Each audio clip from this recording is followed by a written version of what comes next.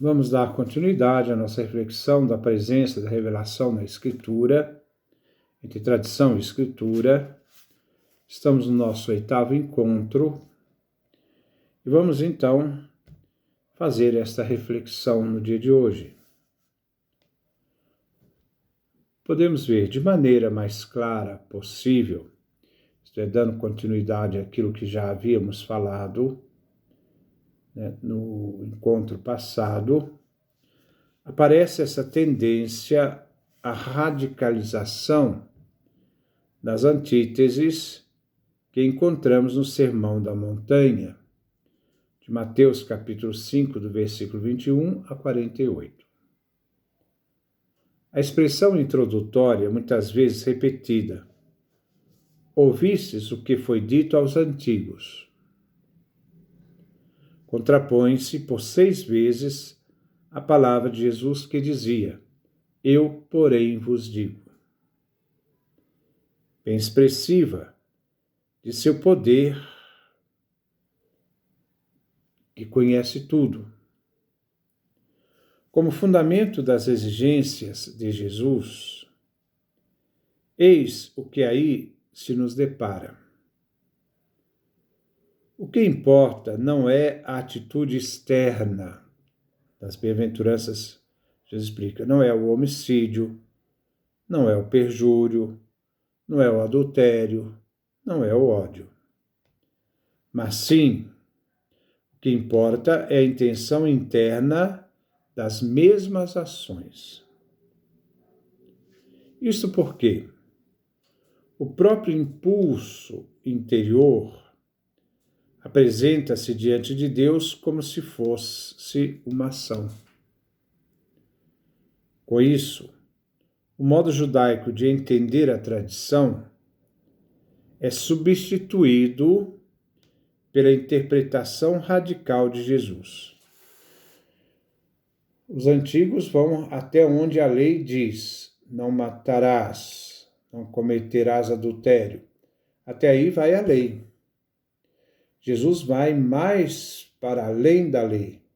E quando ele vai mais para além da lei, ele diz, eu, porém, vos digo, fazendo uma interpretação muito mais radical da lei, que não firma somente naquilo que a lei impede e diz, mas vai para além.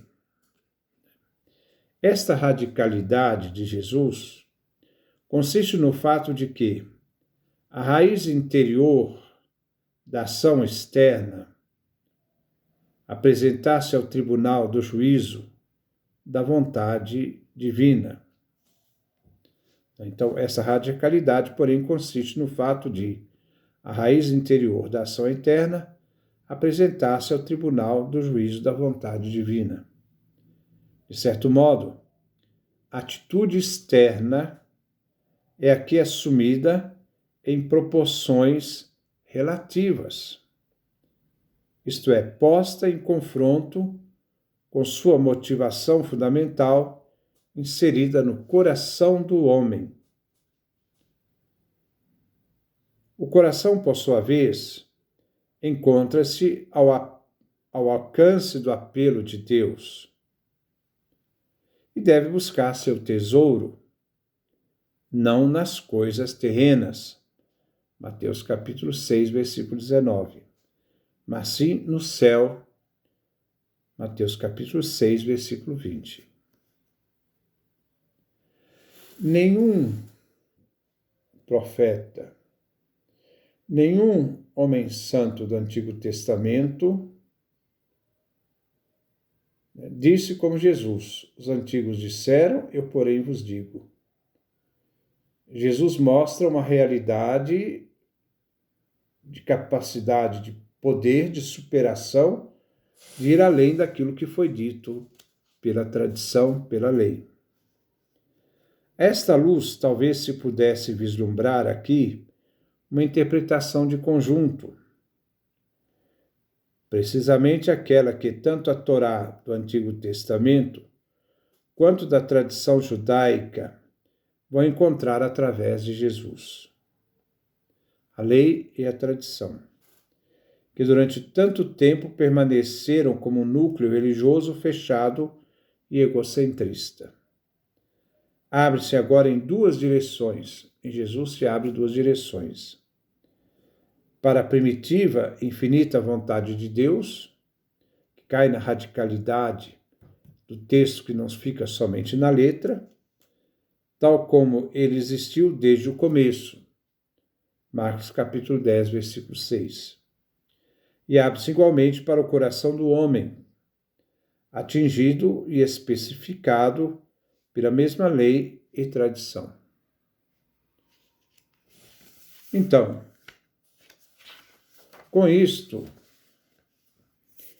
não diminui nem a lei, nem a tradição, nem as ações do homem que aquelas atingem,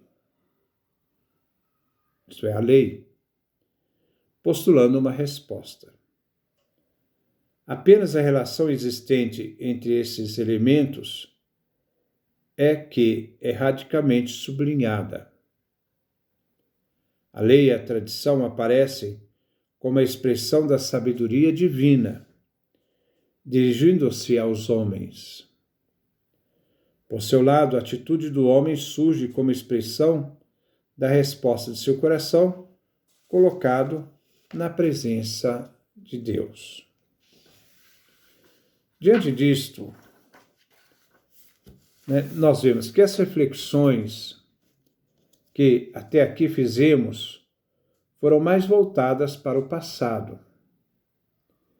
Referiram-se mais à posição de Jesus diante do que ele via na Escritura e na tradição. Embora não tenhamos provado em todas as minúcias que Jesus realmente falou ou agiu desta daquela maneira, em termos de um processo histórico. Contudo, em conjunto, é preciso admitir que pelo menos os traços fundamentais descritos pelos evangelistas, de modo especial São Marcos, da posição tomada por Jesus em face da lei e da tradição, têm a sua base válida. O mesmo se deve reconhecer quando, no que a seguir diremos, fazer uma sucinta apresentação da pregação de Jesus. Isto é, os evangelhos constam, sobretudo, de narrativas sobre a atividade pastoral de Jesus. Fez ele consistir sua principal função e o conteúdo da sua missão divina na pregação do reino de Deus que estava próximo. Marcos capítulo 1, versículo 14, Mateus capítulo 4, versículo 17.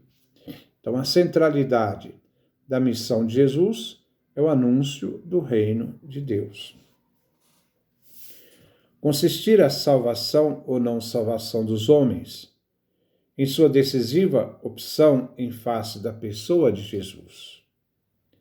Eis o ponto capital da doutrina do Mestre.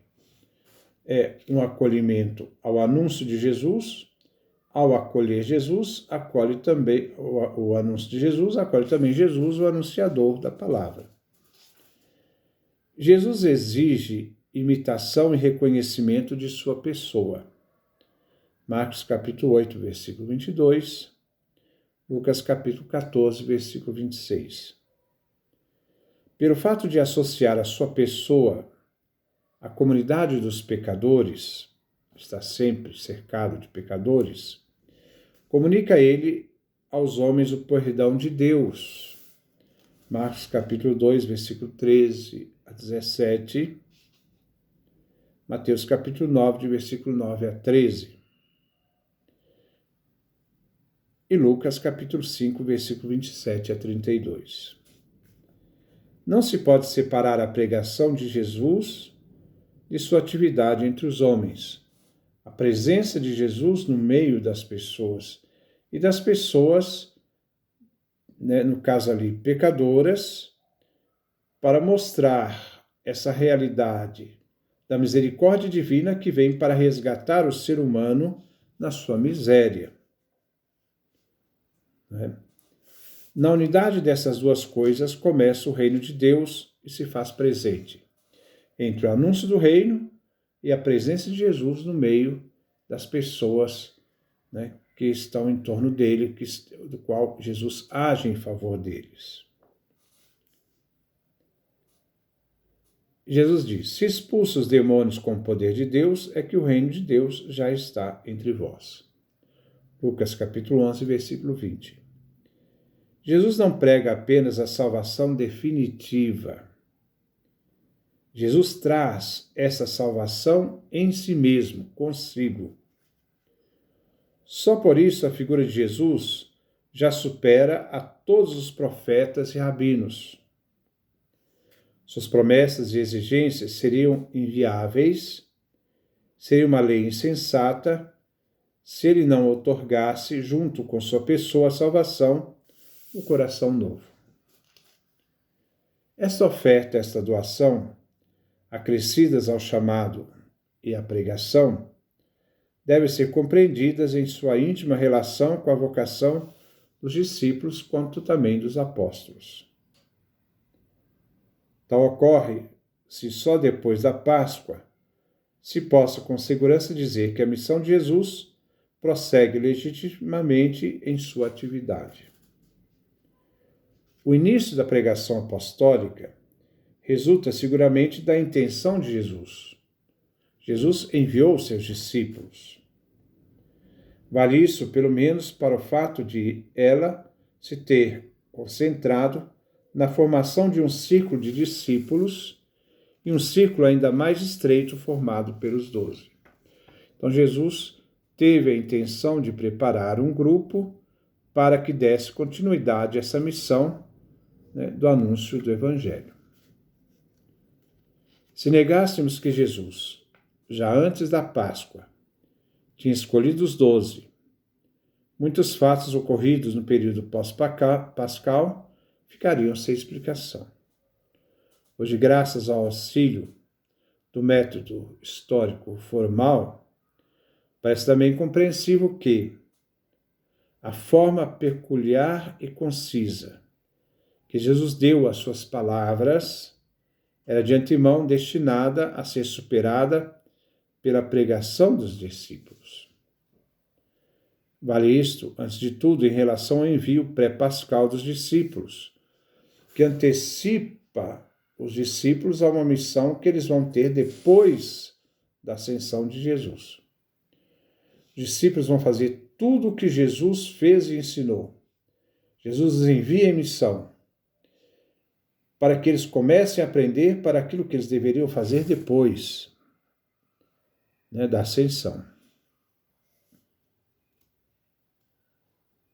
Então, nós vemos que alguns pensadores pretendem ver nessa situação da pregação de Jesus, né, dessas palavras de Jesus que chegaram até nós, como um fato, né, que dá sentido não só aquilo que Jesus fez com os discípulos antes, preparando-os, fazendo com que eles falem tudo que Jesus fez e façam o que Jesus falem o que Jesus falou e anunciando o reino de Deus e façam o que Jesus fez, para que depois eles deem continuidade na sua missão, depois da ascensão. Se assim for, então a tradição das palavras de Jesus que encontramos nos evangelhos deverá ser colocada em estreita ligação com a própria pregação de Jesus. Isso de maneira histórico-formal. Irá se perceber também, então, de maneira muito simples, com a consciência pós-pascal da missão daquilo que Jesus, já ressuscitado, pregou. Tinha já a sua base na missão pré-pascal feita por ele. Então, quer dizer, o que os discípulos fazem depois da ascensão, Jesus já os havia preparado antes, né, na caminhada da formação dos discípulos. Conforme concede o próprio Schurman, Seja qual for a descontinuidade entre a pregação pré-pascal e a pregação pós-pascal dos discípulos, poderemos ver na continuidade sociológica, nos círculos de discípulos, dos 12 discípulos, uma ponte que se resumiria na afirmação de que Jesus é o iniciador de uma tradição nova, uma tradição que chegou até nós. Com sua oposição à tradição dos fariseus, toda calcada sobre a lei, a observância radical da lei, Jesus não estabeleceu um princípio. Não estabeleceu tampouco um princípio ao fazer suas advertências aos discípulos nesta matéria sobre a lei. Nem os vinculou ao método da tradição judaica, nem, em vez de lhes prescrever que conservassem essa tradição judaica, nem também Jesus deu ordem aos discípulos para escrever alguma coisa. Jesus deu ordem para que os discípulos anunciassem de viva voz a pregação do Evangelho. Jesus não disse, ide ao mundo todo, escrevei tudo aquilo que eu falei. Não, anunciar o Evangelho a toda criatura. O que se pode dizer é que a forma peculiar e notória, consciente da pregação de Jesus, suas exigências escatológicas e definitivas,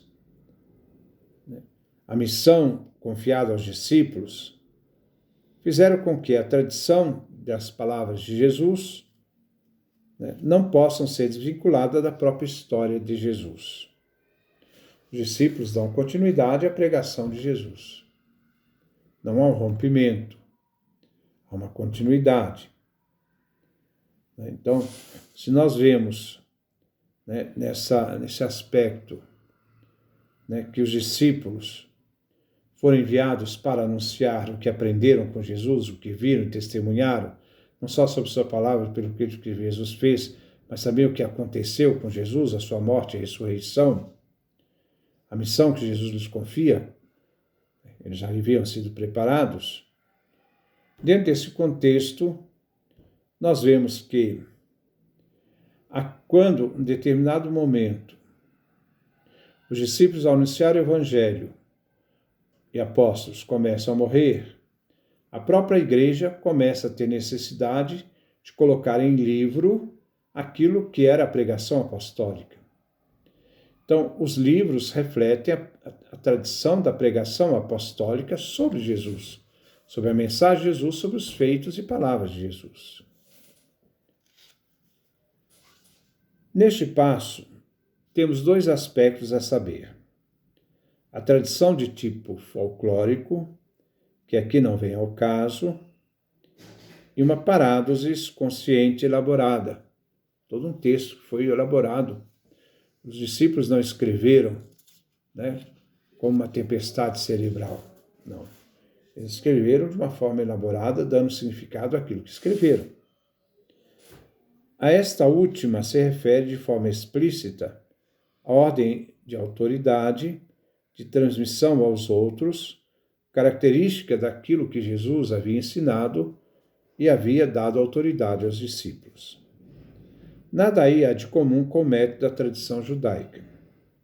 Se Jesus quis que suas palavras fossem transmitidas, podemos então afirmar que, já ao formar o grupo pré-pascal dos discípulos, tinha ele insinuado tal modalidade de tradição que é transmitida. Então, ao mesmo tempo que Jesus ultrapassa a tradição e a lei, eu porém vos digo, os antigos dizem isso, eu porém vos digo, ele ultrapassa a interpretação da lei.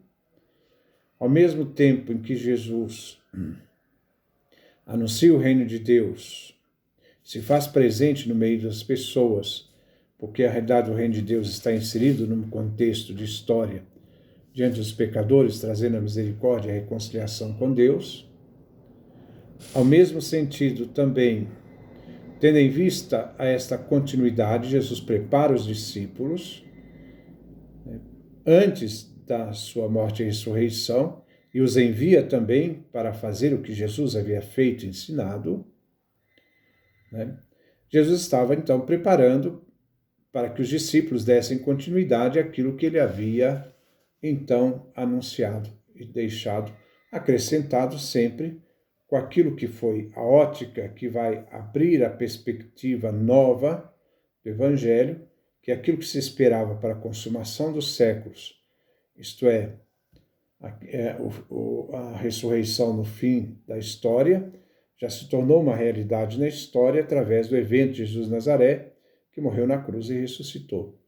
E esta luz, então, vai dar todo um sentido maior e vai dar um significado maior do que a própria tradição judaica, que se limitava simplesmente a uma interpretação da lei, a uma observância da lei. Jesus vai mais para além, coisa que nenhum profeta, nenhum homem santo do Antigo Testamento fez. Depois nós vamos dar continuidade. Que Deus nos dê a sua graça, a sua bênção, a sua face resplandeça sobre nós.